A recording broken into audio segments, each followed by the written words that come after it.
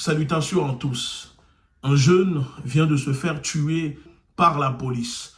Après le meurtre de Aloussen Camara, tué le 16 juin dans la ville d'Angoulême par la police, on apprend qu'un jeune de 17 ans s'est fait tuer pour un refus d'obtempérer. Je ne vais pas polémiquer sur ce fait divers, parce que malheureusement, ça ne sera pas la première ni la dernière fois. Et je trouve vraiment dommage que les pseudo-militants qui se disent anti-violence policière ne donnent pas des solutions ou ne conseillent pas les jeunes dans les quartiers sur la manière de se comporter, comment agir quand ces personnes se retrouvent dans de telles situations. Parce que pour le moment, la seule solution malheureusement pour éviter des drames que nous venons de voir, qui touchent les familles, qui saignent le cœur de nos mamans, c'est tout simplement de dire aux jeunes, c'est que même si vous êtes en défaut de permis de conduire ou si vous avez consommé des stupéfiants, rien ne vaut la peine de prendre des risques au volant de votre voiture face aux policiers. Obtempérer, il vaut mieux passer par une garde à vue de quelques jours, voire même aller en prison et ressortir vivant, au lieu de se faire cribler de balles et finir 6 pieds sous terre. Parce que au sein de ces jeunes dans les quartiers, dans les banlieues, beaucoup ne savent pas que le véhicule est considéré en effet comme une arme par destination. Donc, comme une circonstance aggravante pour la qualification.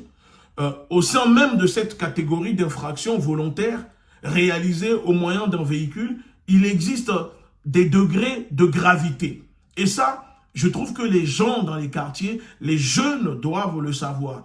Parce que l'arme par destination est définie par l'article 132-75 alinéa 2 du Code pénal. Tout autre objet susceptible de présenter un danger pour les personnes est assimilé à une arme dès lors qu'il est utilisé pour tuer, blesser ou menacer. Donc, il suffit de connaître un peu et de savoir que depuis quelques années, l'État a autorisé, a donné le permis de tuer maintenant aux policiers quand vous refusez d'obtempérer lors d'un contrôle de police et si vous êtes au volant, on ne peut pas seulement jeter la pierre aux policiers. On ne peut pas jeter la pierre à ceux qui portent l'uniforme si on ne sensibilise pas, si on ne forme pas les nôtres dans les quartiers à comment se comporter. Et je le répète, la meilleure solution, c'est d'obtempérer quand vous êtes contrôlé au volant d'une voiture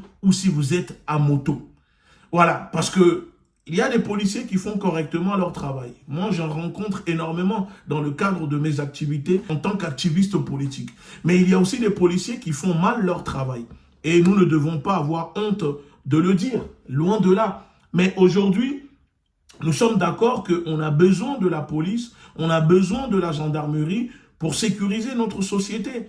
Parce que moi, quand je suis victime de menaces de mort, à cause de mes opinions, de mes engagements, je me rends à la police et je dépose plainte. Quand on a essayé de kidnapper mes enfants parce que je me suis engagé dans une lutte qui dérange, je suis allé à la police déposer plainte. Le problème n'est pas la police, le problème c'est certaines personnes au sein de la police qui portent l'uniforme et qui salissent l'uniforme. Parce qu'il y a des policiers qui font correctement leur travail avec compassion, avec cœur, avec joie et qui sont dans la pédagogie, qui ne sont pas des fous de la gâchette et qui ne considèrent pas que tous les jeunes de banlieue ou toute personne issue des quartiers populaires en France est considérée comme une racaille. Non, ça c'est une idéologie des gens de l'extrême droite. Donc si un policier vous parle de racaille, etc., sachez-le que ça c'est de la politique. C'est une idéologie, donc c'est de la politique. Mais ces policiers qui font correctement leur travail, c'est dommage qu'on ne parle pas assez d'eux parce que il y a des cons dans la police qui malheureusement font parler d'eux tous les jours. Et je finis en disant à ces pseudo-militants anti-violence policière, c'est bien beau de faire des piètres récupérations médiatiques à des fins politiques, mais si vous ne proposez rien comme solution, ce n'est pas la peine. Et ça, c'est aussi valable pour nos amis gauchistes de la France insoumise. Beaucoup de récupération, beaucoup de blablabla, beaucoup d'incitation, mais vous ne proposez jamais rien comme solution. Et encore moins, vous ne soutenez pas les familles des victimes en payant les avocats, en les aidant pour les frais d'enterrement, etc. Mais vous êtes les premiers à récupérer le deuil des familles pour essayer de séduire en électorat paupérisé, abandonné par le système dans les quartiers. Bien évidemment que je ne pouvais pas terminer cette vidéo en le précisant, en le disant, et j'assume ce que je vais dire, qu'il devient évident qu'il se pourrait qu'une épuration ethnique par la police similaire à celle que nous voyons aux États-Unis se déroule actuellement en France. Et donc pour ça, ce n'est pas seulement sur les policiers qu'il faut taper. Les policiers sont des employés. Nous devons taper sur l'employeur de ces personnes qui tuent dans les quartiers et qui peut-être ne font pas correctement leur boulot. Alors, qui est l'employeur de ces policiers? C'est l'État français, le gouvernement de Macron, un gouvernement très radicalisé, un gouvernement très violent, un gouvernement terroriste qui n'hésite pas, vous le voyez, vous le savez, à tuer des Français quand les Français manifestent dehors. Parce qu'aujourd'hui, nous avons affaire et nous sommes dirigés par un gouvernement antisocial qui n'hésite pas à utiliser la brutalité, la violence pour réprimander le peuple. Donc face à un gouvernement qui ne fait pas dans la demi-mesure, avec un ministre de l'Intérieur, Moussa Darmanin, un ministre fasciste qui se positionne quasiment à l'identique que Sarkozy, peut-être parce qu'il a des ambitions de se présenter en 2027, on ne le sait pas. Un garde des Sceaux corrompu, mis en examen. Mais quand vous êtes gouverné, dirigé par des gens qui sont comme ça, je vous dis, la meilleure solution, c'est de s'organiser.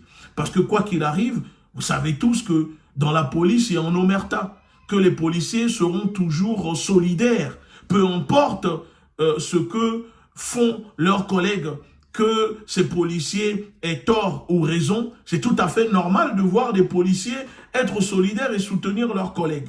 Mais dans les faits inverses, ça ne doit pas aussi étonner les gens de voir que les quartiers populaires sont unis et sont solidaires. Néanmoins, personne ne cautionne la violence. Mais aujourd'hui, c'est la seule manière pour eux dans les quartiers de se faire entendre.